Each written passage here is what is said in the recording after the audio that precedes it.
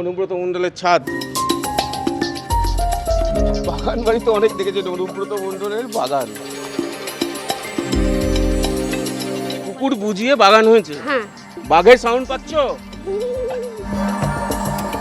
অনুব্রত বাবু শুনতে পাচ্ছেন? কেষ্টদা, কেষ্টদা বলে যদি সাড়া দেয়, একটু কথা বলতাম, যদি একটু বলেন। কলকাতা থেকে এসেছিলাম।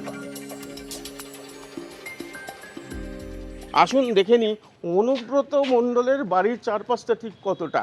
অনেকটা সময় রয়েছে, তার মধ্যে শোনা যাচ্ছে এখান থেকে অনেকগুলো সম্পত্তি উনি নিয়েছেন। বাগানের দিকে আমরা যাচ্ছি, অনুব্রত মণ্ডলের বাগান বাড়ি। আসুন।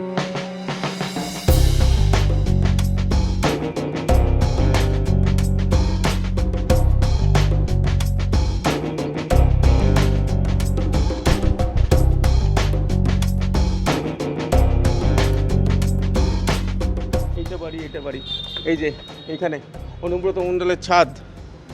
হ্যাঁ, এই ঘরে কি থাকেন? হ্যাঁ, এই ঘরেই থাকেন। এই ঘরে অনুব্রত বাবু বাড়ি আছেন? একটু শুনতাম, কথা বলতাম। অনুব্রত বাবু, অনুব্রত বাবু শুনতে পাচ্ছেন? এই যে একটুখানি কথা বলতাম, একটু কথা বলতাম, যদি একটু বলেন। কলকাতা থেকে এসেছিলাম। ওনার মেয়ে খুব সম্ভবত। জানলা দিয়ে দেখলেন, দেখে চলে গেলেন পর্দা দিয়ে। কষ্ট হচ্ছে, দুঃখ হচ্ছে।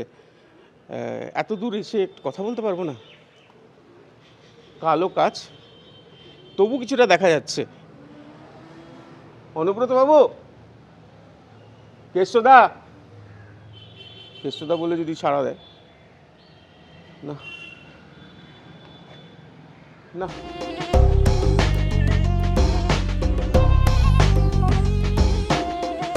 বাগান বাড়ি তো অনেক দেখেছেন, অনুব্রত মণ্ডলের বাগান, মানে বাঘের বাগান।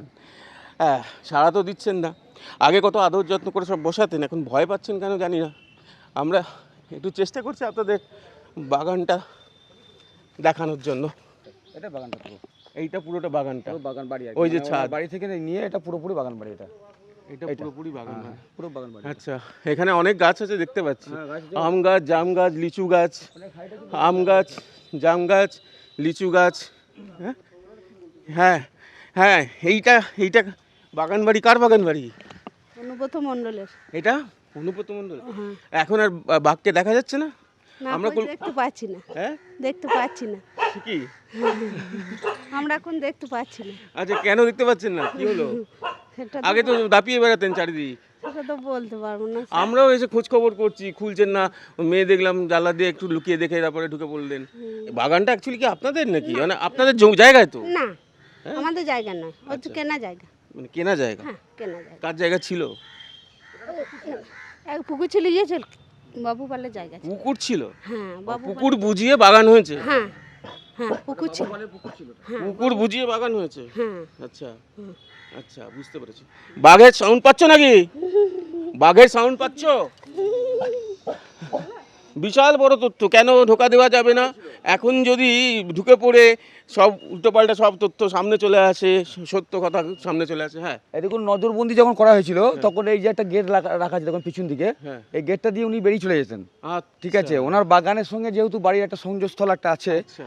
তো যখন আপনাদের নজরবন্দি আবার করেছিল দেখবেন ফেরার সময়, তখন উনি সবার নজরবন্দির সামনে ছিল, আচ্ছা। উনি পিছন দিকে এই দরজা দিয়ে বেরিয়ে চলে যেতেন। এটা পুকুর ছিল?